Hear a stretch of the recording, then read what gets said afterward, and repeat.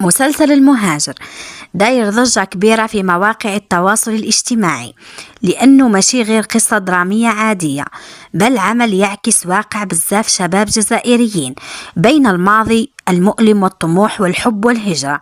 ومع تطور الأحداث ظهرت نظرية قوية تقول باللي آية ممكن تكون أخت دريس، خاصة وأنه دريس عاش طفولة قاسية بعد مقتل والده وهو صغير، وهروب أمه واختفائها في ظروف غامضة خلاه يكبر وهو حاس بروحه وحيد ومكسور من الداخل.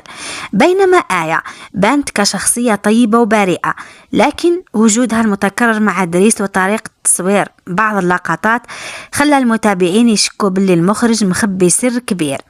والنظرية المنتشرة تقول إنه أم دريس كانت حامل كي دخلت للسجن وولدت بنت، ثم أعطوها العائلة أخرى باش ما تكبرش في السجن، والبنت هذه ممكن تكون آية اللي كبرت بلا ما تعرف أصلها الحقيقي.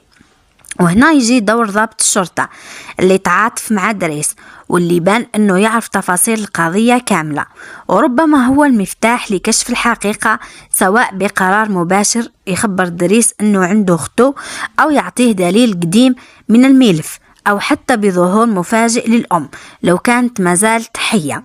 وإذا تنكشف الحقيقة، حياة دريس وآية راح تنقلب رأس على عقب. دريس يعيش صدمة كبيرة وإحساس بالذنب، وآية تبدأ تبحث على هويتها الحقيقية.